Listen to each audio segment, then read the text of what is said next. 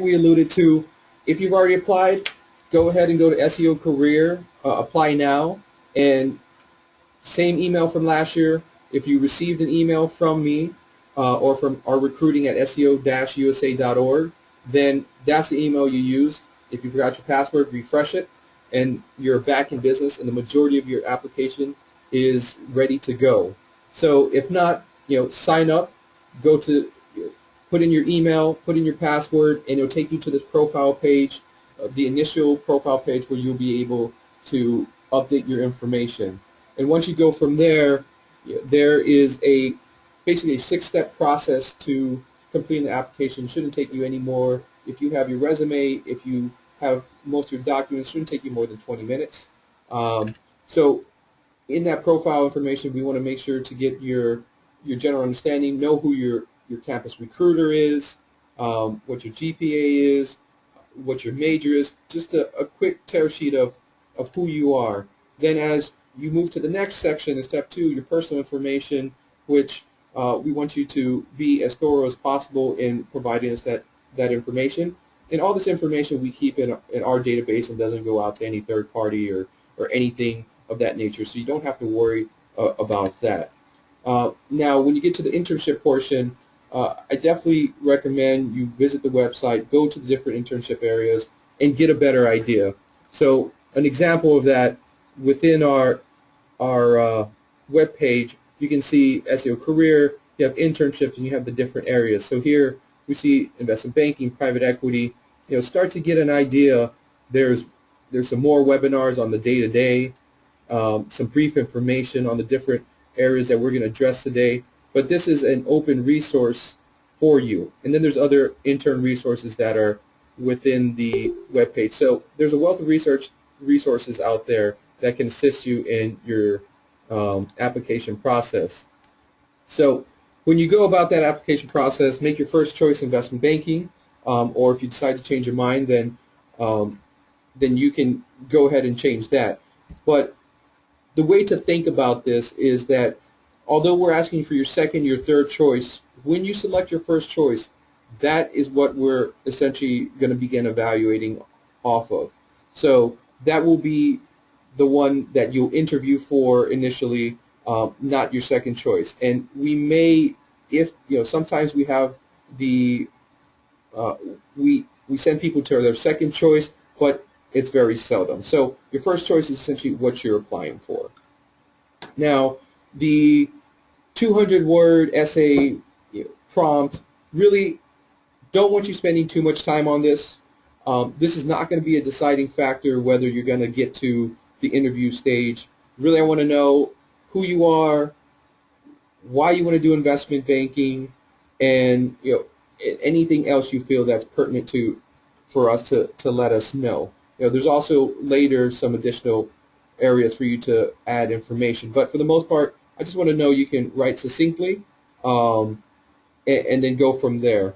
So I saw a question come up where it says, is it your cumulative GPA that has to be 3.0, or does it your major GPA? So good question. People like to get a little tricky with that. So your cumulative GPA is what we're looking at, so above that 3.0.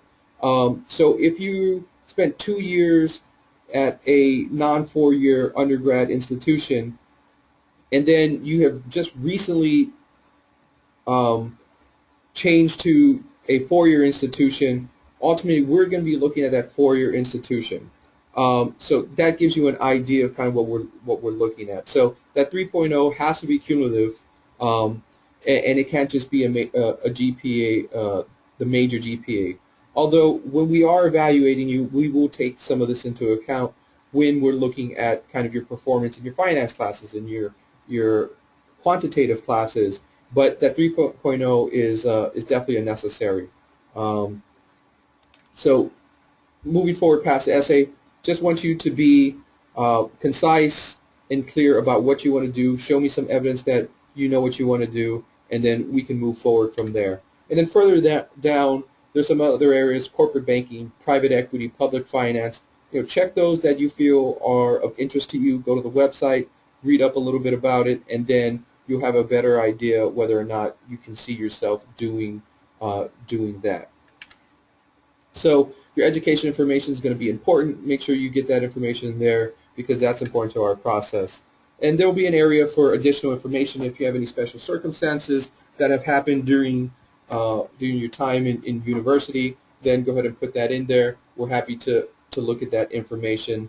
And then your resume and photograph. So the resume is definitely important. There will be resources on this webinar and with on the website to help you go through that. The photograph is recommended but not required. We just want you to show your best professional self.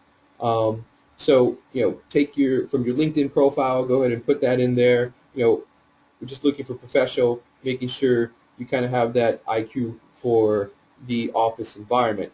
And then when it's all said and done, review it, print it out if you can, check for spelling errors. This is where we start to talk about attention to detail, and that can be very important to your success. So ultimately, we want you to take the proper amount of time to get this done accurately, yet efficiently. So please take that into account. So if you have any questions, feel free to type them into the chat box as we go along, and I'll try and integrate them into the presentation. So moving forward, your resume. Truly important to me, not necessarily whether the format's exactly right, not necessarily, am I giving the SEO career exactly what they want, but it's really for you to truly understand your experience and what you've done and how you've done it. No matter how small your experience is, if you frame it from the lens of finance professional, then it allows us to really see you for your potential, not necessarily all the opportunities that you may have had or not had. So even if you're a cash register, you work at cash register at your local Walmart or CVS or whatever, there's ways about putting that on your resume where you don't have to say like work this cash on the cash register at CVS. Now, if you frame it in a context of a business professional, then you can say work this cash register at CVS, attending to over 100 customers daily, responsible for exchanges of over $500 and closing at the end of the shift. So then you're starting to integrate numbers, number of people. That's the analytical mind we're looking for, and that will be effective as you look at your resume, as you come into the interview process. So think about that. So when we say here in our leadership development, you tutored a classroom. How many students were in there? How large was your impact? How much did you impact those individuals? Did you increase their graduation rates by a percentage, their attendance? Let us know those details, because that's the way bankers start to look at the world. Professional experience. Execute how many sales weekly? Were you a team captain? Did you deal with a particular database? Give me points that we can talk about. Give yourself points that you can talk about. As well as, show us that entrepreneurial spirit. Were you a founder of something?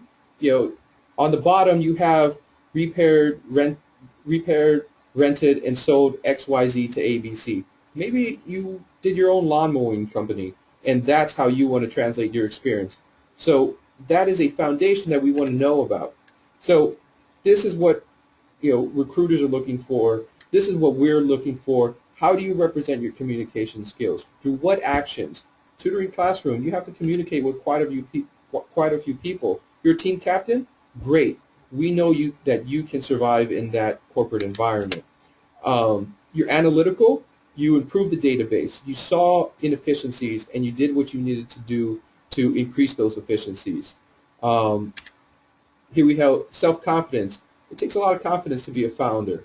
And then as we get you in person, we want to make sure you're cool under pressure, that you're confident, that you've reviewed, you've done the heavy lifting before you've gotten to us. And then show us your real-world experiences. So if you have any further questions on that, feel free to type it into the chat, and any existing questions, I'll work it into the rest of the presentation.